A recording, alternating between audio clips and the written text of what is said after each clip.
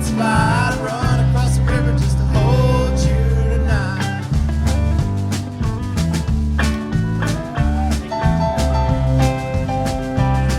Saltini.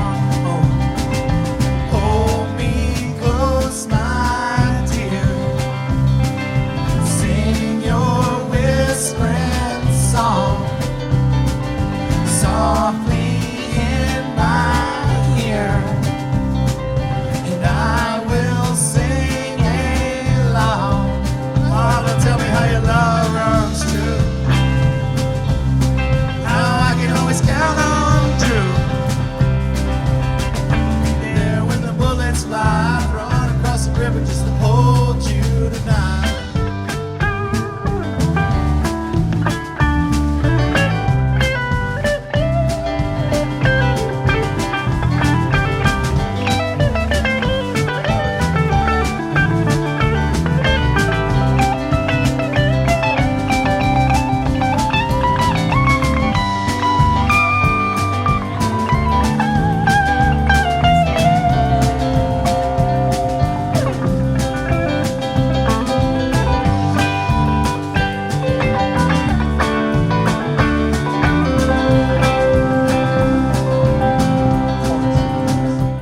So how's things? How are you? Everything's pretty good. Can't complain. Just kind of utilizing the time as best as possible. Everything's not too bad though. She's still working. She's working from home, which isn't bad. You know, she's really digging that. Other than that, I mean, everything's pretty good. You know, without being able to do anything. All things considered. Where are you? I'm in my apartment right now in Atlanta. It's like raining outside. She has her little workshop set up in the living room, and then our cats roam between both of us and bother us. So how's it in Atlanta now? They're opening stuff. Like, I'm so confused on how everybody's doing everything now. Atlanta's got to be probably the silliest out there. They've pretty much gone on like it's like business as usual. It's really because it's up to the entire state, and Kemp is like it's Kemp. He's ridiculous. So like a few weeks ago, pretty much everything was allowed to like open back up, as in like restaurants and hairdressers and nail salons and things like that. And then it was kind of up to restaurants, but then they're almost forced to do it as well. And then now it's like, I think just maybe a week or two ago, he's like, yeah, you know, water parks, if you want to open up, go ahead. Like Jesus. Pretty much whatever that can open up can pretty much open up. That's crazy. That's crazy. Yeah, it's pretty silly. And then you have like, you know, everyone has to share common ground of like grocery stores. Mm-hmm. And then it just freaks you out a little where you're like, yeah, you know, there's all these people having barbecues in Piedmont Park, and then they're going to the grocery store. So that's just another little overwhelming thing you have to get over to go to the place that you need to go to. Yeah. And are like the businesses requiring people to wear masks? Yeah, it's like some places are. It's every time we even go on a walk or anything, you don't see that many masks out. There's even like Whole Foods, they require you to have a mask, and then they give you a mask when you enter, and then there are people who take them off once they have received a mask from them. Yeah, they still don't even wear them. That's silly. I just don't understand. I don't understand it. Yeah, that could be a whole thing that we could get into, no doubt, but we'll talk about more pleasant subjects for sure.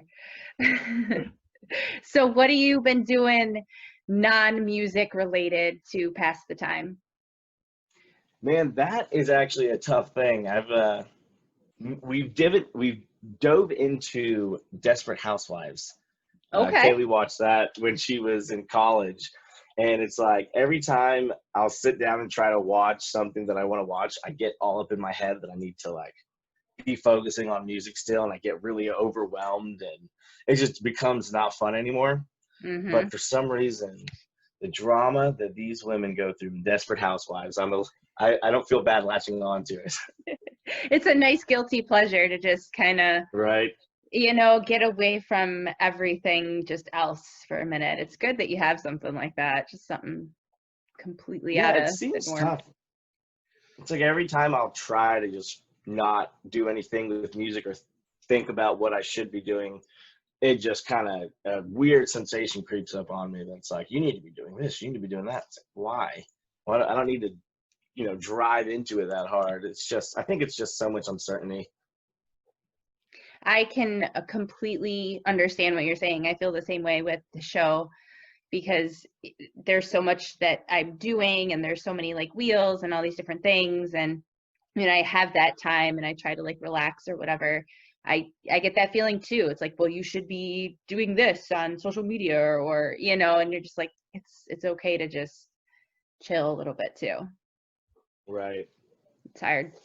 So talk about what your band was going to be doing, what the original plan was for 2020 for you guys. So 2020 was like, I guess in my mind was really taking it to a more serious level, as in like letting more people know that we're here to stay and we're here to, do something a little different than what everyone has heard before. It's our third year together, and we started off the year with recording a debut EP, and then it was, taking time to make new songs and write more together as a band, and then hit the people with that new defined product at summer camp. And then we were going to kind of just play it by ear and ride after that, see what kind of opportunities kind of came up, and still revisiting the old all the venues and stuff that we have connections with throughout the Southeast. It was just about building those connections stronger and coming back and kind of analyzing the numbers that we have brought there before, and really seeing with, having recorded music now or putting it out and having a bigger like stage at a national festival like that. That was kind of to drive us to take what we are doing and bring in like a bigger impact. I kind of lost. I'm here. Sorry. I have to like mute myself sometimes because my kids and Gotcha. we just put the pool up yesterday too because it was like 95 here in Buffalo. It was ridiculously hot yesterday. Really? So they're like in full summer pool mode. So sometimes I gotta mute Nice. myself. So talk about summer camp. Like, how did you get that opportunity? Well, we had been talking to, every time we do our booking, it's all done through our in-house stuff. Like I pretty much made a little team from people that I've met through Humphreys and lifelong friends, and we just kind of asked other bands on how they've done it, and we just stayed really organized. So when we never really figured out how to get noticed by the people that are throwing these kind of events. So we had a close friend of mine, he's like a brother to me, Sam Sutton. He slings posters and t-shirts for Humphreys, and he pretty much knew he knows the folks over in that area, and he got our music in the right hands. But even then they're like, well, it's kind of hard when they have zero market history in this area. So we just kind of went on a whim of trust and, hey, I want to put these guys out there, and trust me, like I have a reason that I want you guys to check them out first. So through that, that's when all of a sudden we just get like an email in our chain saying that it's happening. And that kind of just, really, showed us how grateful we are for the connections you make along the way. And that, the music is such a big part of it, but it's also like the message that you're trying to spread by how you even came to be of what you're doing. Absolutely. Absolutely. That's awesome. Sam is amazing, man. He just keeps coming up anyways, and he's such a huge supporter of my show too. Like, he's been on twice and he's always talking about it to people, and Sam's just really, really good people. He really I know, is. he's literally one of the best guys I've ever met. Absolutely. And so grateful to, have him as a friend. Like, seriously, they just don't make a lot of people like Sam. All right.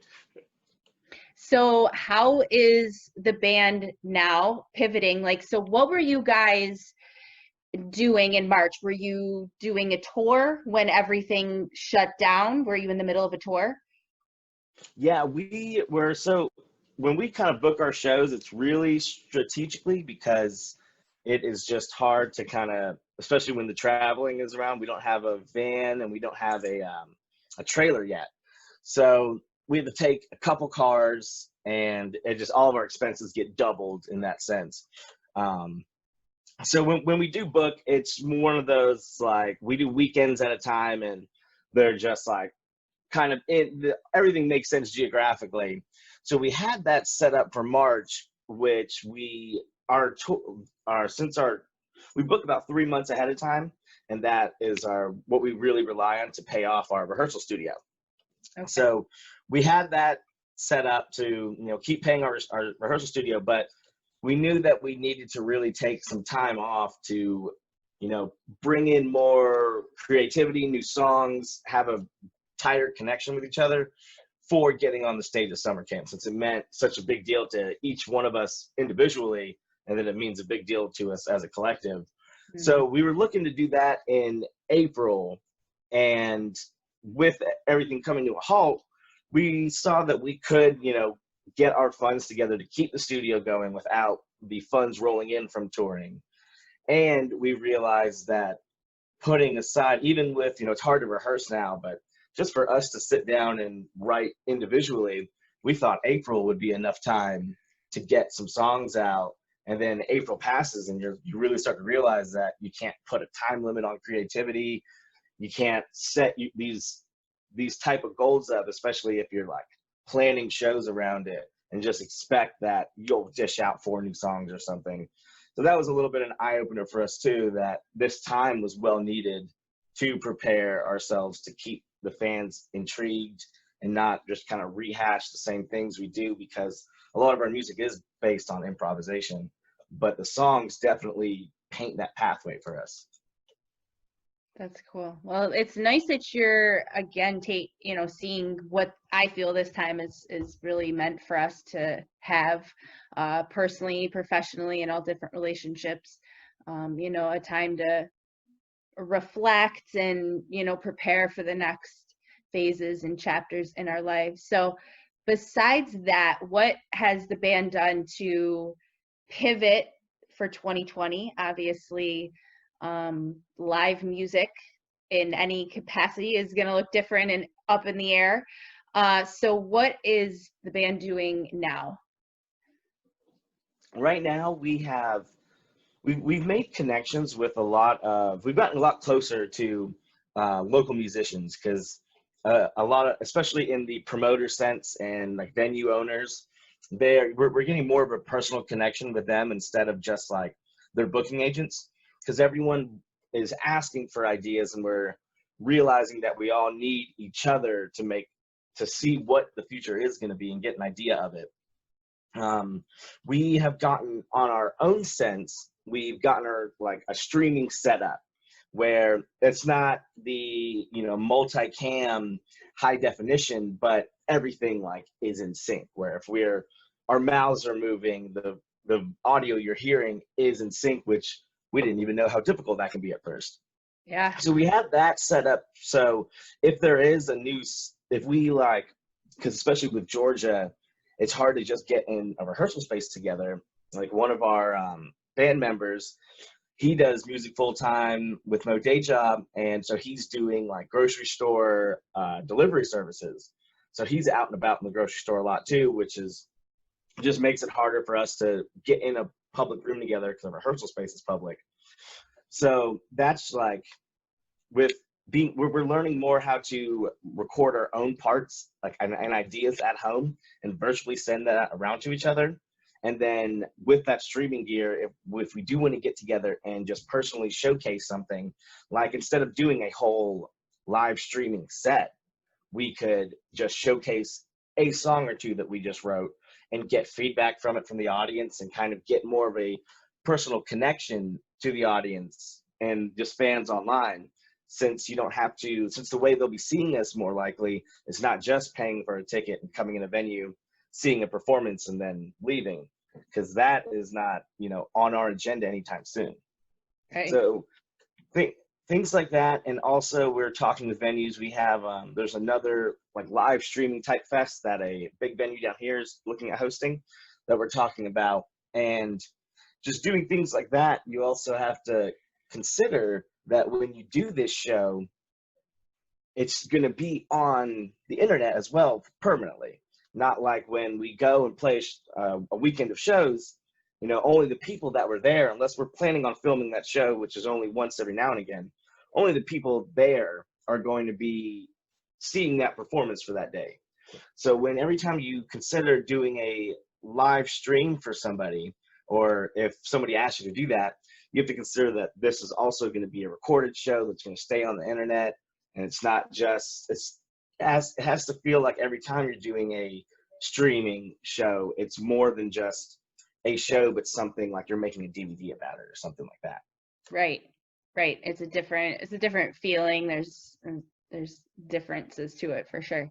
That's cool that you guys are like figuring out some different things, and I'm sure that having those new tools are going to be useful even when you can go back to, playing live music, and you're certainly going to be able to create in different ways and do different things.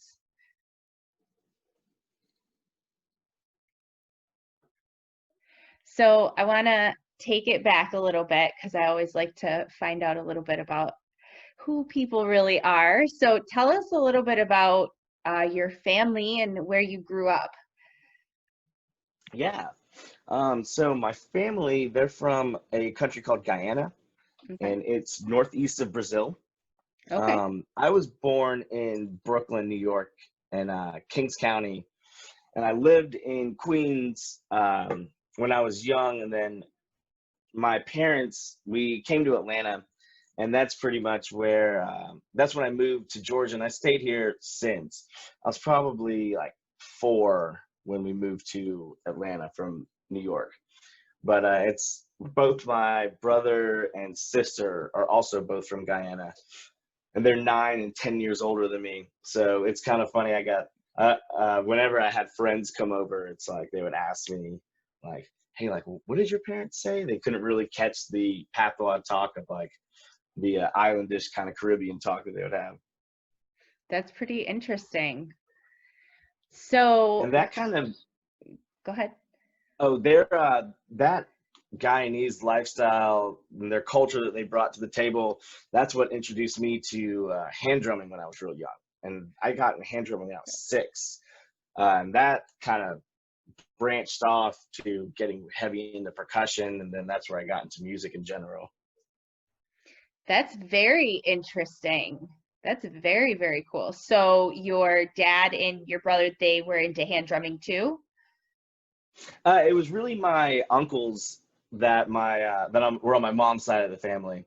They got the idea because my mom would put me to bed, and I would tell her that I couldn't sleep, so she would like tap out. She would like tap me to bed, and she would like do a rhythm and then change it up, and then I would get on to her, like I'd wake up and be like, hey, that wasn't the same one again. And she would tell her family about that. She'd be like, yeah, he like notices like the when I change the rhythm. And they had hand drums, and they're like, hey, it's kind of good to teach kids because it's also like counting and math. So that kind of just became like an exercise of something fun to do like in my spare time, so I wouldn't just be a badass or something. That's very cool. What an interesting way to get into music. So talk about, branching away from that and getting into your own kind of music. What kind of music were you into growing up, your younger years, and then as a teenager? So my family, they loved Bollywood movies, Okay. and that's what we would watch all the time together. And they're just heavily music oriented. They like will spin. They'll like in the middle of a number, they spin around, change outfits. It's real theatrical. And my mom would like play the Bollywood tapes when she took me to school and elementary school and stuff. And I would always sing the parts, but I would have her sing the guy parts and I would sing the girl parts because they just had like the sweetest roles in the songs. So that's where I would start. And then I started getting into wind ensembles and through percussion and like marching band and school programs. And I got really into classical music. And that took me, it wasn't until like after I graduated high school, I went to my first like rock and roll show and started like listening to Led Zeppelin in like my closet and stuff. While my folks never were into rock and roll or anything, it was just always Bollywood playing around the house. So once I got into like Led Zeppelin and stuff, that's where I was like, I think I want to dabble with guitar. And that was probably at the end of that was like after I graduated high school. So you got your first guitar after high school? What was your first guitar? And I still have it. It's a Epiphone Les Paul, just like it's nice and blue too. I just remember it's one of those classic, like Les Paul just looks like such a classic instrument, especially like trying to hide rock and roll. You just see like Jimmy Page, wearing like a vest with no shirt under it, and then just slamming on this guitar, and it's just like, I want something like that. And then I grabbed it, and I was like, this is probably too heavy for me. That's okay though. So name like your 5 most influential guitarists. I really was into Brian May from Queen. Yeah, he really blew my mind a lot when I was younger, thinking that like they were multiple guitarists all the time. Always been into Jimi Hendrix just because of that soul that he carried. And then I remember talking to Jake before, and he gave me a nice little tip of like,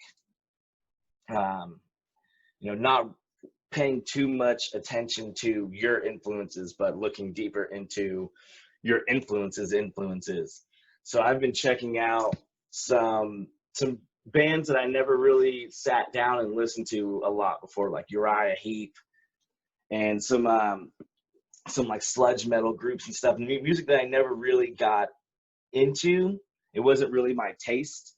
But then I guess my taste had always just kind of evolved from what I was learning at the time. And now it seems to be a time where I'm like really trying to find and create my own sound, because I just remember really being into Jimmy Page. Like he was like my hero. And I just wanted to like be Jimmy Page. And then I saw Humphreys for the first time in 2012. And I just remember seeing their music, and it just intrigued me so much, knowing that existed out there. You could hear all these different types of music come out. So I remember talking back to Sam Sutton. I talked to him about this, and he like sent me a text, and he was like, Mark, you're weird, but you're our kind of weird. And that kind of just hit me of like, this is why I want to dive into my influences and find this unique sound, so I can start finding our type of weird community. So folks that hear this sound that just is different to them and makes them think about, different artists and makes them get interested more in their artist, they start coming to your sound show for a certain reason. And I'm trying to find that little weird community that's like, yeah, we're the Fuchs weird kids. I like that. And that's great advice from Jake. And I've certainly done that myself, been diving deeper into the music that they were influenced. You mentioned Uriah Heep. You know, they're one that I've definitely been listening to more and just getting into that. And you're just like, holy shit, like this is so great. And hearing their sound, and then like you mentioned with Humphreys and play sounding like that, but having their sound. And so it's interesting and cool that you're on your own journey like that right now. So you mentioned your first Humphrey show was in 2012. When was Yeah. that exactly? That was Hangout Fest 2012. My buddy who was really into fish and really into Humphreys and stuff, and I just had not been exposed to this community at all. I was fresh out of I graduated high school in 2010, and up until then it was just every summer band camp and just straight like military style type of discipline to your practicing of your craft. So then I thought that I was going to do that in college. I kind of touched on it, but I started going to concerts. So I was going to um, like rock shows like Under Oath and Between the Buried and Me. And I, dabbled partying and stuff, going to those shows. And I just didn't do it for me. But I was really into Dave Matthews Band. And he was like, hey, man, we got like a condo for this festival. And I was like, I don't even know what a festival is. He's like, you'll dig it, like we'll and Dave is playing. It's gonna be awesome, So I was like, that sounds good. And I went, and I never heard of Humphreys before. And he was just like, yeah, we got to go catch some of this show too. And I didn't even get the concept of like jumping around shows and stuff. And I just remember, walking into the Humphreys show, and I was just like, yeah, this is definitely something I just didn't know existed. Just kind of right there for a second. Mm-hmm. Did you like get into it right away, or did it take you a couple of shows to be like balls deep in? Yeah, it took me a little, because at first I was like, this is like wild, but the whole festival experience to me was mind blowing as well. So I was still trying to it was just so many mind blowings happening. I couldn't really pinpoint, what was going on too much. So I saw Humphreys probably twice that year. And then the next year I went to a few festivals, and I ended up seeing them like 6 times just because of festivals. And that's where it really clicked, like, hey, these guys keep showing up at all the places that I think are awesome now. So I want to kind of find out more about these guys. And then it went from right after that next year, it went from seeing them 20 plus shows a year of just trying to figure out that these people, it's build communities that way. That was what kind of grabbed me in and took me in for the snowball, was when I first started meeting some of the folks there.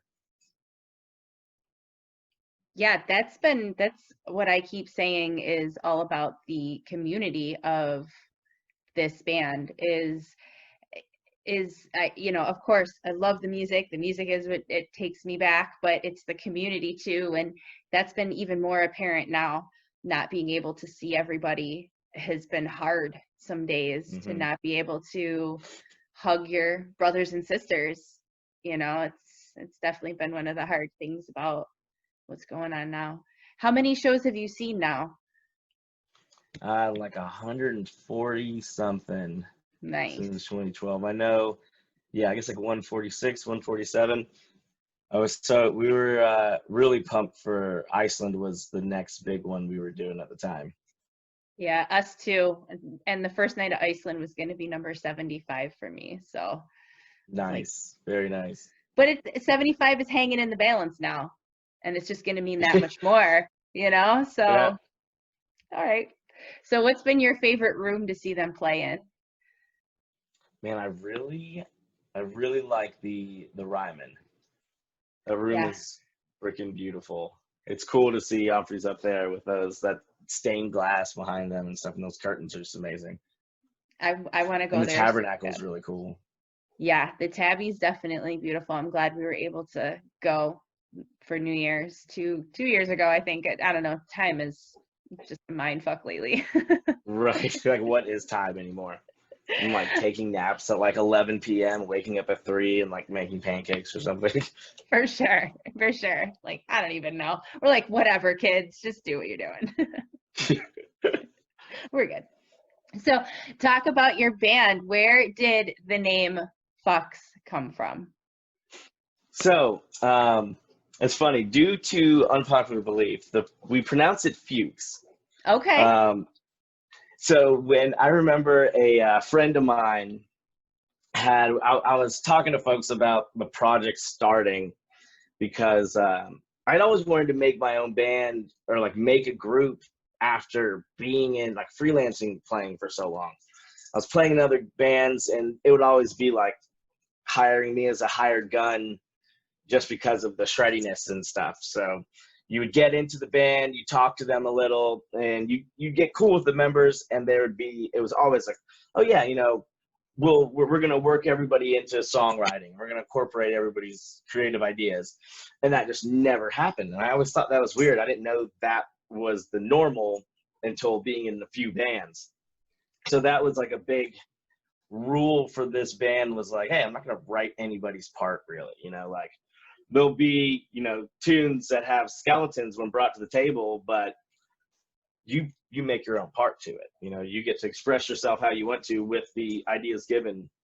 We don't even 100% talk about what the songs actually mean or anything like that. We just kind of bring them to the table, and like eventually someone will look at the lyrics and be like, oh, and we still don't even like talk about what one or the other person thinks it means. So everyone can just keep having a fresh creative role, and you get that ownership to it, as if, you know, every song becomes a little bit your song because of your role into it. So I had a friend when I was talking about, you know, starting the group, he was like, we were talking about it through text, and he was like, Fucks would be F-U-X, would be a great name. It's like, it's a great band name, and it'd be an even better band name if you were in it. This is when I, you know, like super wild purple suits, you know, like always 2 drinks in your hand kind of thing when I was going to shows. And it just like made me chuckle too, because when I was growing up in college, I was studying music, and I was in this world music class, and we talked about this Austrian composer named Johann Joseph Fuchs, and his last name is spelled just F-U-X with no accents or anything. And just being like a freshman in college, you know, that's like makes you chuckle. And then, you know, he was born in the 1600s, and he did his, you know, main writing in the 1700s, which was during the Baroque time of music. And I always thought it was a funny joke that, like, you know, making music to not be so Baroque and things like that. So Broke just Fucks. like thinking about thinking about just the name and, you know, what he did. His main point of work was he wrote this thing called Gratis, and it was studied by like Mozart's dad, like would show Mozart when he was growing up. Beethoven was a big fan of it, and it helped lead to this theory called counterpoint in music, which is just kind of like you have different voices in a composition, and they, you know, note-wise are working in harmonious ways, but the rhythms can be all over the place. Their rhythms can be totally independent, and then when you put them together, it's like an orchestrated, multiple-voiced symphony sounds going on. And it just seems like it's 2 different songs at first, but you put them together and they work together. They work harmonious. So with I came from a big percussive background, playing playing drums and percussion when I was 6, and I didn't pick up the guitar until I was like 20 or so. And I would use the percussive and the rhythmic thing to keep myself entertained and intrigued with the instrument, so I could keep working on my chops. So that just kind of getting away with playing 2 notes, but doing that for 2 hours because you're changing up the rhythm, and then you're just like recording something, playing like a small little line, and then recording something else, playing a small little line, and you're like, wow, I'm having a blast right now, but I don't even really know how to play. So that kind of like, that made sense to me to be like, hey, that's a perfect band name right now. So we went with Fuchs, and that's where I think, like, especially when we first started playing, you know, I'd get really wild on stage at our shows. It would be like, yeah, we are Fuchs from Atlanta, Georgia, but fuck it, you can call us Fucks, you know. And then everywhere else you hear it, it's just through text. so you don't really know how to pronounce it. Right. Yeah.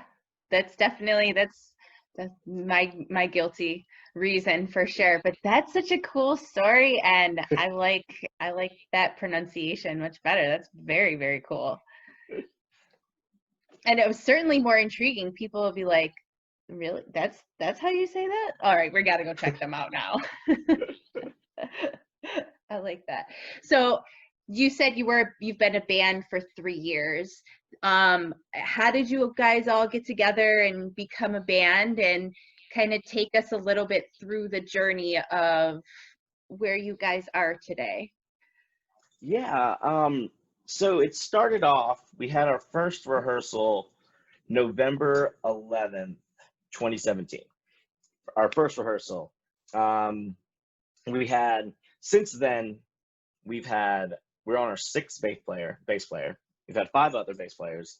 We even had another guitarist at one point. We had another keyboard player at one point, and we had a different drummer at one point. Wow. When it first started, it was me and my good friend, he's like a brother to me, Luke Clare. He's off also doing his thing called Prism Collective. So if you ever need any production needs, he's killing it out there. But me and him pretty much got this project really going with, finding members that would stick through, and kind of like getting it organized and keeping it together, because at first it was, we didn't make any money for a show, and the members we were going through an age with like we were, getting people that we knew who were, our same age, and it was just people that they wanted to play music, and you wanted to be in a band until you were in a band that's starting from the ground up, and you're seeing how hard it is. So it got real frustrating, and it was a lot of work because we always kept shows lined up. We didn't even really think about booking at first until we get a phone call saying that Mungan is coming to town. Mungan from Chicago. They're coming to town, and they're playing their first show in Atlanta, and the band that they had for them just canceled. And they were like, hey, would you guys like to open up for us? It'll be your debut gig. So we were like, shit, I guess so. Like, we don't really know how to book yet. So yeah, this is one on the books, so let's do it. So, and it kind of really pushed us to get ready for a show. Having a show on the books always pushed us to get ready for a show. But we kept that mentality of trying to always have a show on the books, and that ended up being the most stressful thing, because as soon as a member would drop out, you still had that show on the books, and you had to find a new member, you had to reteach them all the songs.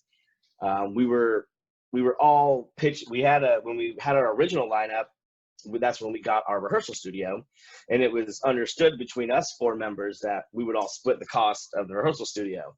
Now, when you're like crunching to get a new member and get him trained for the show that you have on the books, you also got to bring up like, hey, we also like kind of charge you to be a part of this too.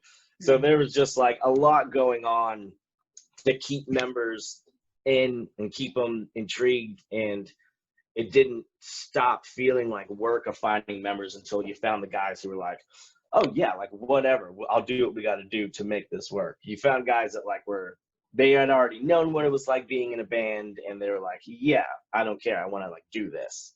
So that was a big journey to find the members we have now to make our lineup. But it really, you learn a lot, and I know the songs we have from like on the back of my hand, because I've probably taught them to 12 different people now. But since then, going through the members, it's just like every lineup addition or every lineup change, it was a different band. And more, especially because, we would have some recordings of the songs, but it was never like, all right, you're replacing this last member, so this is what he did before. It was more like, hey, this is how we used to play the song, now it's time to add your contribution to it. So if you look back at some recordings, you see the songs just like change so drastically because of the different lineup we would have. But that's cool because then this song, has a different parts to it. It's like a painting, and everybody comes and contributes their own piece of it. So that's kind of neat in a way. Yeah, I like that a lot too. That's nice. So talk about starting to branch outside of Atlanta and Georgia and kind of playing elsewhere. Yeah, so when we were playing our hometown, and we were playing quite a little bit, and we realized that venues were like, hey, you can't do that. You can't play this bar every 2 weeks and expect to come to our venue and have people show up who wouldn't just go see you at that bar you play all the time. And I was like, all right, that makes sense. Well, I need to make some money still, and I need to not, tick any venues off by showing up to a place you're not ready for. So I would use social media as a poll of like, hey, you can kind of make a poll and see who you think is going to show up, but you never really know. But I started off just by like, hey, if we played, a venue out here, um, who would really show up or things like that. I started to realize that there's so many people from going out and seeing live music over the years. It was kind of like the networking of the band started way before the band was officially made, from all these people just like sitting around a festival and playing on your acoustic and cracking open beers. You're not realizing that these people that you're meeting and stuff are becoming fans because you want to see them succeed. They want to see you succeed. So that showcased that we did have a fan base even though we didn't know it. So we were always very organized from the start, from taking advice from other bands, and that organization is what lets other markets take a chance on you, because other markets, they want to see that you have a market history before you play that new area. You could be from Atlanta, but when you want to go to Chattanooga for the first time, they want to see what you can do in Chattanooga. Well, there's always going to be a time where you got to be the first time you bust into a market. So it's either because a friend who can help you, get in with a venue, or just something like that. Somebody ends up taking a chance on you. And I realize a lot of folks will take a chance on you if you show you're organized. You have a nice press kit. You have your numbers put together, and you're always honest on everything you write down. So people taking a chance on us ended up showing that we would go to a city we'd never been to, never played before. We had all these like jam band fans come out that just kind of knew of some of us from hanging out at places, and they would tell their friends, and then the name didn't help or didn't hurt either for getting people to be like, oh, what's this about? So all of that would have us come to a venue, and I'd ask for the numbers at the end of the night, and they give us our who we had show up, and I realized that those numbers were better than, I guess, what some folks would have had expected for a new band coming in. So I just put down the correct numbers, and when I tried to get booked at a city in, I think it was North Carolina was where we first branched out to, and that's the state that's like one of our biggest supporters right now. We love playing like all the cities in North Carolina that we've been to. And we realized that venues, they're very close knit to each other. And we were trying to get booked in a different city in North Carolina, and they called the venue that we had played, I think, like 4 months before. And they called that venue and asked about our numbers. And they're like, yeah, that's the exact number. And they're like, well, hell, I don't know if they can do well here, but we know they're honest. So they put us in, and then it just kind of becomes a trickle effect. You start building a market history. You start meeting other bands who want to, you throw each other bones of like, you could take us here and we'll set up a nice show for you in Atlanta, things like that. Again, That was the best way for us to branch out, was just being honest and meeting other bands and networking with them. and having that community again, for sure. Yeah. Just knowing that you can like, not have your guitar in your hand and go to a grocery store and get into a really nice conversation, and you got a new fan. Mm-hmm. Yeah, because it's you. It's the person that you are, and that's what attracts the people to you. That's what it is. Hmm. So talk about being self-managed and explain what that is for anybody listening who, maybe has a band or something and doesn't know what that is. Yeah, so I even don't 100% know what it means, to be honest. I know that I had an idea of what it was, how bands kind of work in a business way. And that was from being in other bands. And another band I was in, they were a pop rock group. And like when we had like a song on the radio, and the only time that like I was in the recording session, they just like, it wasn't very a collective thing. It'd be like, all right, Mark, you show up to the studio at 3 o'clock, you'll track your part and, like an hour, and then you can leave, after that. So I never even saw the other band members track their stuff. I didn't really know the other band members that well. So it just kind of seemed that like you when you start a band, you like eventually get a manager and you eventually get a booking agent. These things just kind of like happen all of a sudden. Like you get some kind of milestone. Like I don't know if it's like, as soon as you get a certain amount of fans on Facebook or something, all of a sudden you start getting calls from booking agents. I didn't really know. So I was just like, well, in the meantime, I have to do it. So I would, I realized that booking is just about getting your package together of how you demonstrate it. Be real short and sweet. I used to be a salesman. So I was like, get my package real short and sweet and make it look nice and just hit up everyone that I can think of. Like I just probably sent out like 1,000 emails. And eventually some just kind of got back to me. And you would just build relationships with talking through emails, talking through phones. And then I realized that it was like, man, it's kind of just hard to do this by yourself.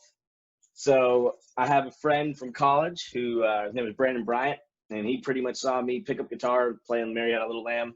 He's like one of my closest friends. So I was like, hey man, like, do you want to help me with this? And then I have another close friend who I met through the Umphrey scene, Cordell Carrier. And I was like, hey man, like, I'm really getting flustered. I set a deadline that I want to push this song out, by this time, but I'm like really stressed that I have, we got 2 shows booked in the city and I cannot figure out how to get this 3rd show. And he's just like, dude, leave it to me. I got it. And that just kind of came as into, all right, I guess you guys are like our managers. You're a booking agent. You're a manager, instead of like waiting for someone to kind of call and be like, hey, do you need any management, or hey, do you need a booking agent? It was kind of just like, hey, I know I have to do all this stuff, but I could use some help, and these guys, they've never, worked in like the music industry of booking or managing a band or anything. So it's kind of like, like, what does a booking agent do? It's like, well, I don't know completely, but I know that we make calls and send emails and try to get us booked. And it was like, what exactly does band management do? And I was like, I'm not sure completely, but I know that every time I need something done, I ask you and you get it done. So I guess you're our band manager, right? It just like kind of happened. And it hasn't like upset. I feel like that we've never like moved at a rate that we've never wanted to move at. So there hasn't been any thought in my mind to take in another direction of like look for somebody to do the job that we're doing better or anything, because everything that we're doing is exactly the rate that we kind of want to be going at. Yeah, it's working for you, and it seems you have the right people, and it's awesome that you guys you're learning and figuring it out. Like you're not letting any of that stop you, that you don't know what you're doing. You're just like, we'll figure it out. Send some emails, call some people, and just keep moving forward. Right. Just keep, as soon as they work once, I'm just like, well, it can work again. So let's just keep that high percentage up. So let's keep the persistency of it working, because I've also realized that when it doesn't work, it'll not work again, but it still doesn't stop it from working sometimes. Yeah, absolutely. All you gotta do is try. Exactly. So talk about you guys covering Remind Me. Oh man, that's what I love that too. The reason to start covering that song was kind of funny, because it was like it's kind of like proving something to myself. because I would talk to my mom and stuff, and she'd be like, Mark, you're going, this is before the band started. She'd be like, Mark, you're going to too many concerts, too many shows, too much party. And I'm like, no, Mom, like I'm studying, I'm going to study. Like I would always go, and I didn't, especially when I was first seeing Humphreys, once I got like hooked on, I didn't know anybody in the community yet. So I would just like be one of the first people at the venue and like go to the bar, grab like 3 drinks, go to the front row, look at the 2 coolest people next to me, give them a beer each, and just kind of stand there and just stare at Bayless and Jake's fingers.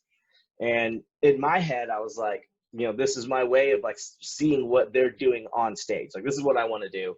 So I should watch these guys do it. Like when you're playing football and you like get glued to the NFL or something. But it was almost like it kind of, to other people, it seemed like it was an excuse to go party. And I wanted to prove to myself that it wasn't.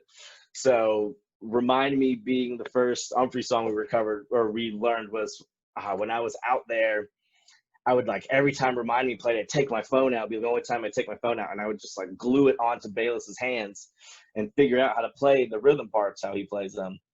And I'd see that he does them different sometimes too. So it was kind of like a song I learned from the rail of Humphreys. That's very, very cool. That's a It rad was to story prove, too. it was to show it to my mother too. Told you, Mom, I was learning something. I told you I was actually doing something, Mom, I swear. That's pretty funny. So what other Humphrey song do you think you guys would like to cover someday? Oh, it's great because our members, it's pretty silly too.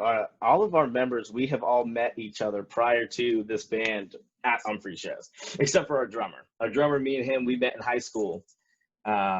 He was actually, I was his drumline captain, and he was just a phenomenal drum set player back in high school. I have never been able to touch a kit like how he does, which is just blows my mind a little. But all the other members, we have like just encountered each other at an Humphrey show before them joining the band.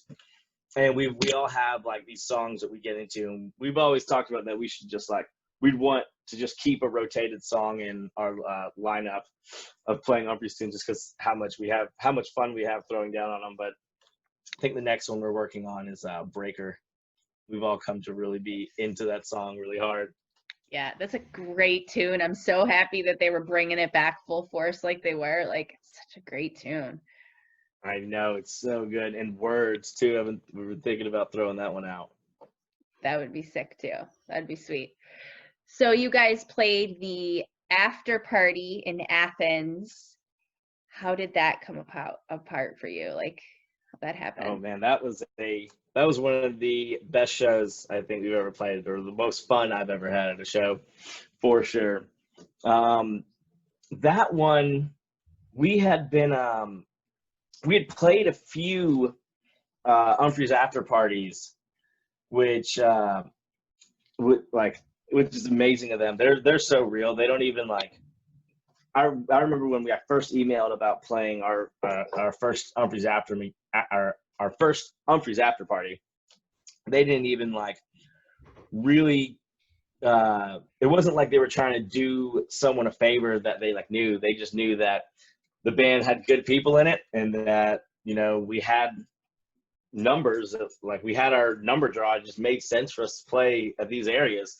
So they kept it real. They kept it like real about like, hey, like, you know, we hear you're good guys. Plus, you know, it makes business sense that you guys should play these shows. So with the Athens one, you know, they were coming back to the Georgia Theater to do a 3-night run.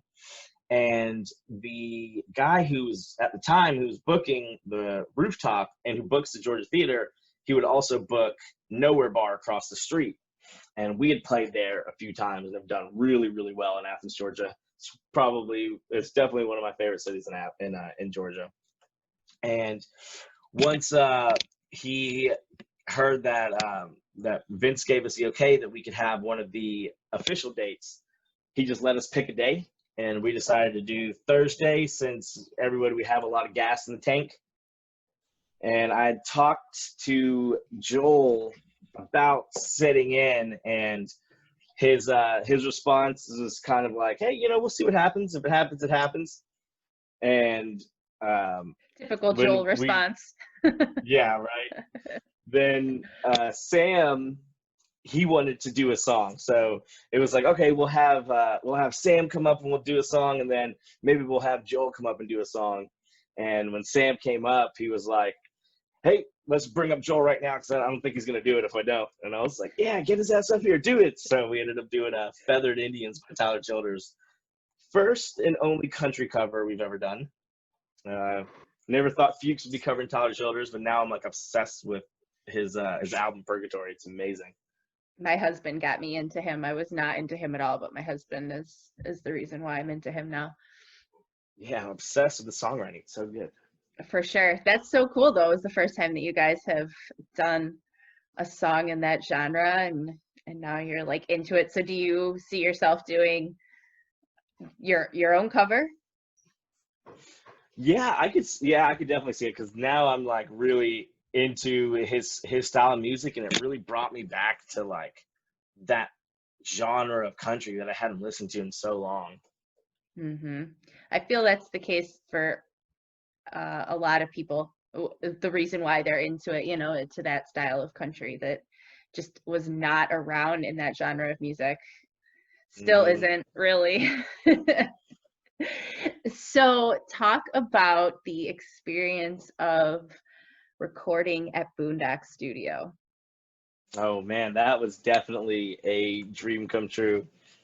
I brought up the idea at first, I believe it was 2017 when Humphreys played Asheville, and I had talked to Joel about it, about like wanting to talk to Jake about it.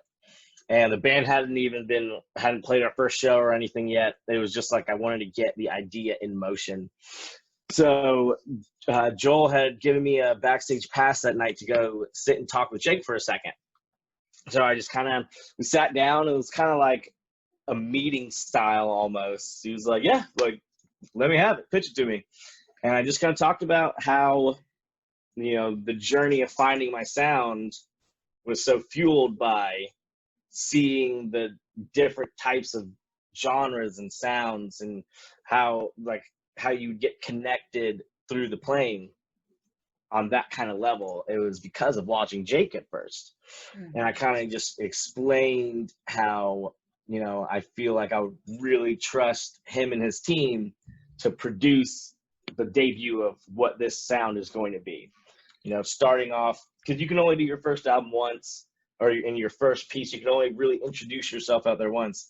And I was like, man, this guy is definitely a trusted source to get this out the way that I really want it, because I don't even really know. I'm trying to create it, and while trying to create it, you don't even realize how much work there is to polishing it and making sense of it too. So, especially letting the guys know, we prepped for it by we made like scratch tracks to the songs we were recording. Jake was like, take 20 songs, bust that down to your top 10, and then bust that down to your greatest 3. And I was like, lucky for you, we have 8 songs only, so this won't be that hard. So we took the 3 songs we wanted to do, and we made like skeleton recordings at home, so we could get into the studio and we didn't have to focus on any of that. It was just about using Jake's toys, having Jim there, and they brought in Shane from Ivy Labs in Chicago. So just having that team, we wanted to just focus on utilizing that team and not trying to figure out anything. Well, the first day of recording was January 3rd, which was my birthday as well. It was really cool. That is very cool. But we had a gig the day after Christmas. And I don't know if you ever heard of this club. It's called the Claremont Lounge. It's in Atlanta, and it's like a very well-renowned strip club over here in Atlanta. They call it where strippers go to die, because it's normally older ladies that they have a lady there named Blondie who's been stripping there for like 40 years. and she like crushes cans with her knockers and stuff. It's a scene. It's a unique scene. They have a hotel attached to it where this artist, I can't remember his name, like wrote a song about it and then committed suicide on heroin, or he OD'd on heroin in there. They just got a real vibe, weird vibe this area. So it was the night after Christmas, and we're booked to play there.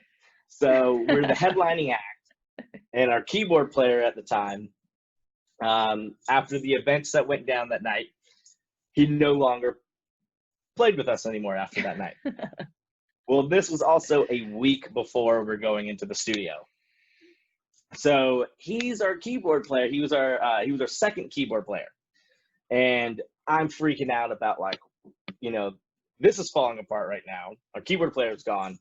And this idea of recording in Jake's studio was brought up in 2017, and it's now about to turn 2020. Like, I can't turn away from it now. Who knows how many years it'll take to get back?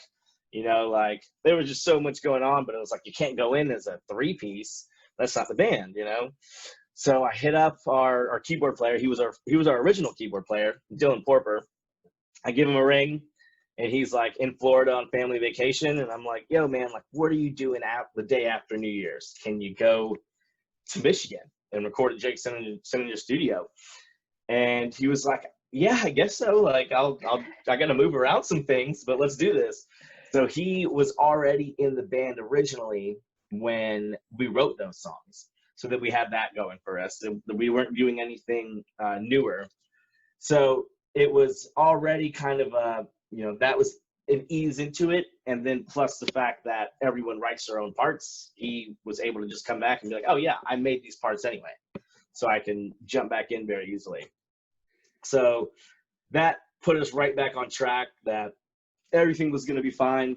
He hadn't played with us since July 2019. And the next time he played with us was in the studio. We didn't have a rehearsal before the studio or anything. Wow. Yeah, there's a lot of raw energy in those recordings. You can just tell there's so much going on in all of our members' heads during the recording that's just what's so nice about laying down some permanent work, is that you capture all the feelings of everyone, like what everyone's going through at that time, and it just gets put down, on a permanent record. Yeah. Well, of course, I mean, the energy of Boondock anyways. I mean, I've been there twice. So I've felt it, and Jake's talked about it a couple times, and his mom has talked about it. So I'm sure you felt it too, being in that room and creating in that space. Talk a little bit about that. Yeah, like we titled the EP Visionary Vortex. I had thrown out the words vision, I threw out the words vortex, and then Dustin kind of came up together by putting them together into a nice little phrase. But I remember when we first got there, I was standing outside and I was staring at the floor, and next to the door it's like Jake's signature in the cement, and it says Visions, and the name of our studio where we rehearse is also called Vision Studio. So I was looking at that and I was like, that's interesting. And I'm standing right next to that fountain that's there. And Jake's dad comes out and we start talking for a little. And he starts talking about Ringo, their old cat. And he was talking about like this fountain being made, and that Ringo would just kind of hang out around that area. And that was because it was where all the where the water would kind of connect right there from their pipes under the underground, and it would make this water vortex right there, and that's where Ringo would like to hang out. So they made that fountain over that area, and those two conversations just kind of clicked with that. There's just like this constant flowing energy just happening right under your feet while you're sitting here, and it's just like you can just kind of feel it pulling at you in different ways that you don't even understand. It's very, very unique place to make some music. It is. It's just a very unique room and space to be in. I'm so fortunate that I've been able to visit there. It's I can understand why he creates the things that he does when he's there, because it's something about that space. So when can we expect the EP from you guys? Yeah, we're in the mixing phase. We were hoping that it would have been out in May. That was before all of this happened. Um, Basically, we have the mixing going, but the person doing our mixing is having trouble getting into their studio since it's a shared space. So we're starting to make a little decision of if we're going to still stick with the route we are going with mixing, since we don't know when they will be able to get into their studio and do it, or if we're going to go with the option of having somebody else do it that I know has tools available at the moment. Because we're really ready to get it out. There's nothing else holding it back besides just waiting for the mixing process to finish up. But I'm like super eager to get it out. You're definitely ready to get it out to everybody to listen. I'm looking forward to hearing it. So talk about how Umphreys has inspired you professionally and personally.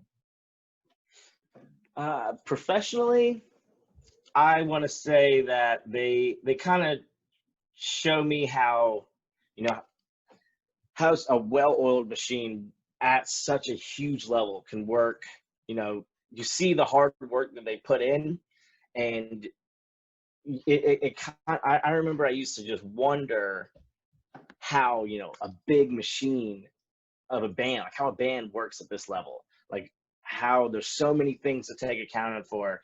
It just seemed like it was like mind-blowing and impossible. But then you meet these crew members and you see how hard they work, and you're like, oh wow, you can actually put reality to these things that you thought were impossible by showing the example of just like the magnificent crew they have, and seeing when some of their crew members, like drop out and they get a new LD and stuff, and just how seamlessly it works. And, you hear about one of the guys, they like tell you the story of like the stress they had to go through to get that thing happen. But when you're looking at the forefronts of the field, it's like there's no stress at all. It just happens so seamlessly. So kind of just like, getting a chance to meet their crew and develop a relationship with them is like showcasing these guys that are the personality behind this huge machine that's going on.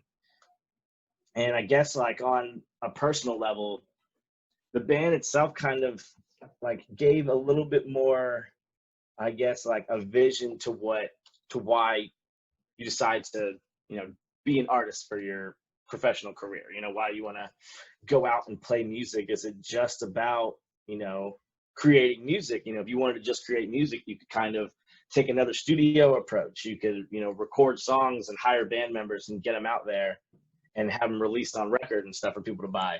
But Umphreys kind of showed me that it's not just wanting to create music and go play a band or go play live shows. It's about wanting to create a band that unifies people, that gets people to meet others, to feel a connection with the members that you have and see what they do to make this work. You want to, more than anything, make like them, leave the jobs they don't want, do this for the rest of their lives, make it, it's not about just one person anymore. When I started the band, it was like, I want to start a band so I can go play music. And now it's like, I want to start a band so Dustin can quit his job, and so some people can hook up at a show one day, so they kind of, showed me that it's on a personal level, it's, you want more than you thought you wanted. Right. That's really great. I really, really like that. That one really hit home. I like that. That's good. So if you could sit in with Umphreys on any tune, what would it be? That's a good question. Maybe 1348 and get real weird in the middle. That would I be think good. that'd be a good one. Yeah. I wonder if Bayless would let me sing. That would be a good one. That'd be fun. So if you guys could go on tour with Humphreys, where would you like to tour with them? Oh, they can take us anywhere. Let's go anywhere. That sounds like a plan. I'm down with that. Speak it Man, into existence. we could. I feel like an Humphreys and Fuchs show in New Orleans would be one to holler about. Yeah, it probably would be a night of debauchery. All right, so describe Humphreys in 3 words. Mathematical, rage, and passion. Nice. I like that. That's very good. All right, well, before I let you go, please let us know where we can find Fuchs on the interwebs, social media, all of that, and then I'll be sure to tag everything in the show notes, but let us all know where we can find you guys. Awesome. Yeah, the website is doyoufuchs.com. There's do you and then FUX. Okay. All of our social media is the same tag as well, just at doyoufuchs. We are in the works.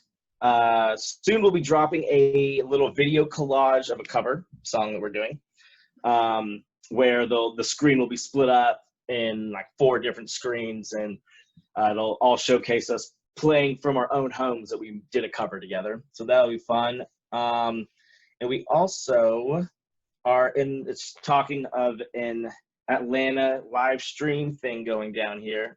Still waiting on details, but looking like a new 1.5-hour performance might be coming up soon from us. Awesome. You guys have a YouTube page? Yeah, that's also youtube.com/doyoufuchs. Okay. And all of our stream stuff will be on there. We actually did a live stream back in March, for the very ending of March, right? I think it was the day before the at-home shelter got placed in Atlanta. And we were able to go to our keyboard player's studio and bust out like an hour recording of a almost pretty much all improv set that we did. We called it like a corn stream. Nice. Yeah, it can be found on our YouTube and on our website too. Awesome. Very cool. Well, this was very awesome. It was great to finally sit down and talk to you and spend some time with you. Yeah, I had a great time. Thank you so much for your time and having me on here. This podcast is amazing. I love it. Thank you. Thank you for your support of the show, and I'm super excited to watch your band like grow and keep going, and it's very cool to watch. See somebody pursue their dreams like that. Oh, thank you. Thank you. Thank you. All right. Well, I hope you have a great rest of your day. Same to you. Take it easy. Take care. Bye. Bye.